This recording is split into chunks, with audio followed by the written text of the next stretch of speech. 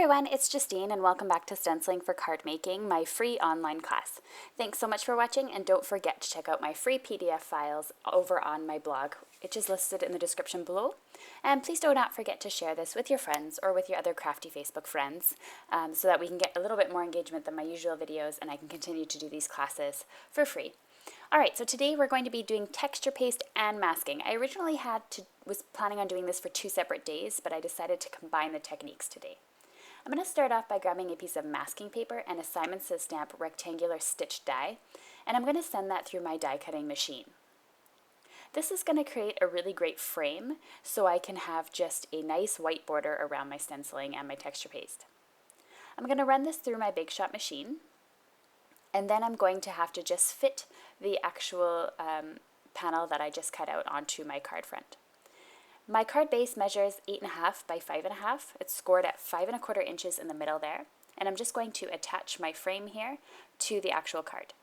It may take a couple of seconds to line it up, so I would suggest at this point actually to cut your mask down to the size of the card front. It would be 4.25 by 5.5, and then you'll have no problem lining it up in the middle.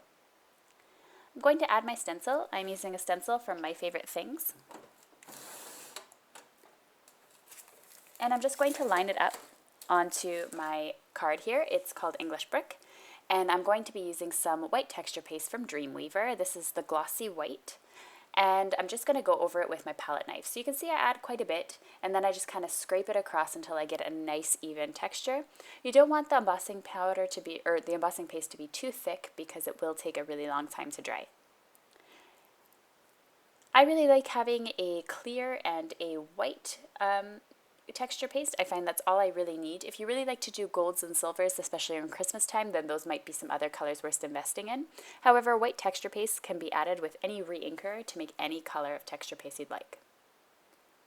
So I'm just going to clean up my area here and put this away. To clean off your stencil and your palette knife, you could just simply use a baby wipe if you do it right away, or run it under hot water, or warm water rather, and that'll come off just fine. I tend to just wipe it right away because I'm not really sure what happens if you leave it on there, and I don't want to damage my stencils. I'm going to remove my mask to show you the nice masked off area.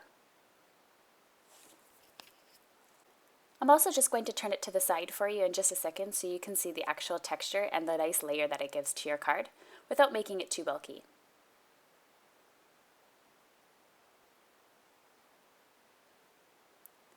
I personally really like to do this technique on that bricked wall just to make it look more realistic. I'm going to be stamping this chef here from My Favorite Things, Recipe for Happiness stamp set. This is a new release and from February. And I'm going to be coloring it using a variety of Copic markers. I'm using C1, C3, C5, and C7, to do all the grays and the shading. And then I'm just going to be using a couple here, R35 and R39. R29 and R39 for the tie, and then I'm using E37 for the mustache. And the reason why I'm just speeding through this is because I'm not really focusing on Copic Coloring as a technique for this class, but I'm just going to show you, and you can watch along if you'd like, on how to create something that is white with Copic markers and also something that is black, which is actually something that a lot of people just leave white or color with the 100 black marker, which doesn't make the stamp look very good. So I always try to layer some gray colors because even if you are looking at something that's black, there are lighter and darker tones to it. For the face and the skin, I'm using E000, E00, and E11. So now that that's all finished, I'm just going to attach my little Otto, which they named him Otto, chef here, to my card, as well as my embellishment and my sentiment.